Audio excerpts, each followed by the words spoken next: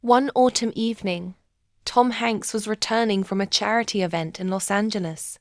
As he gazed out of his car window, the bustling city lights blended into the evening haze.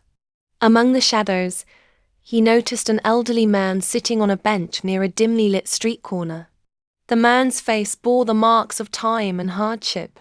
His worn-out coat and the tattered suitcase beside him were clear signs that he was homeless.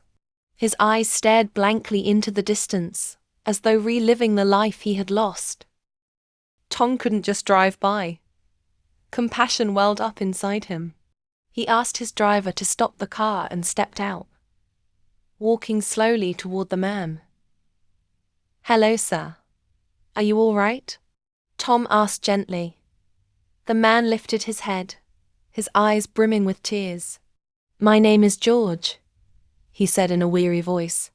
"I used to have a home in this city, a family, but now I've lost everything. My house was taken away because of debts, and now this bench is my home." Tom's heart ached as he listened. "No one deserves to live like this," he said with compassion. "Please, would you share your story with me? Maybe there's something I can do to help." Touched by Tom's sincerity, George hesitated for a moment before beginning to tell his story. George was 75 years old, a man who had spent his entire life as an honest and hard-working carpenter. The furniture he crafted with his own hands had adorned countless homes over the years.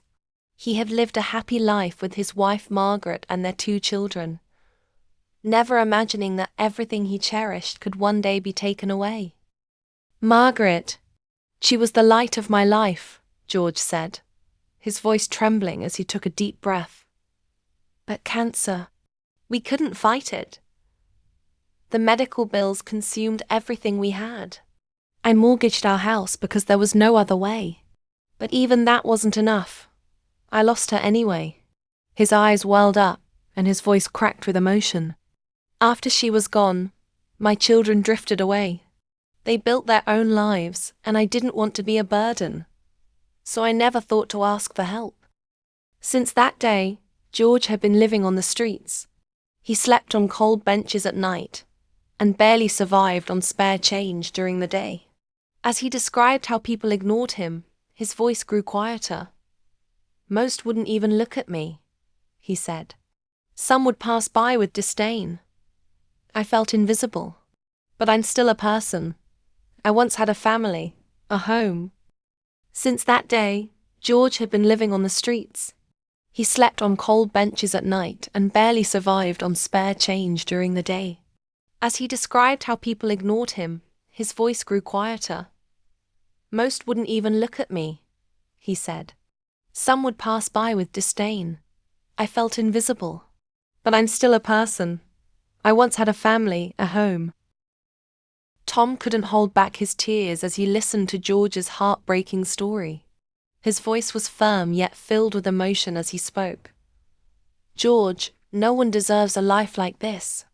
I will do everything in my power to get you out of this situation," he said with conviction. George stared at Tom in disbelief, his eyes reflecting a mixture of gratitude and doubt. "But why?" he asked, his voice shaky and filled with confusion. "You don't even know me. Why would you go to such lengths for someone like me?" Taking a deep breath, Tom held George's hands and said, "I don't need to know you, George. This is about humanity. If we don't do what we can to help others when they're at their lowest, who are we? Being human means helping those who are most vulnerable." Tom immediately sprang into action. He took George out for a warm meal and arranged a hotel room for him. For the first time in years, George slept in a real bed.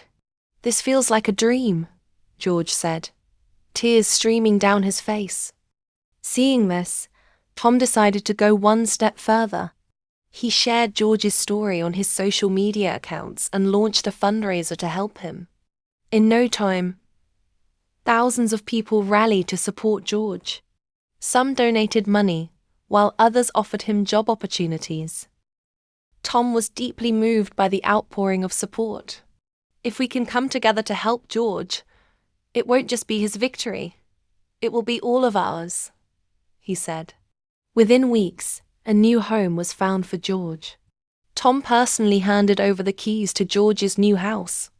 With trembling hands, George accepted the keys and hugged Tom tightly. "This is something I could never have dreamed of. You've given me my life back," he said, his voice thick with emotion. Tom smiled warmly and replied, "This is your right, George. You are an integral part of our community, and we must never forget that." As George settled into his new home, the neighborhood welcomed him with open arms. His neighbors organized a housewarming party, and for the first time in years, George felt like he belonged to a community again.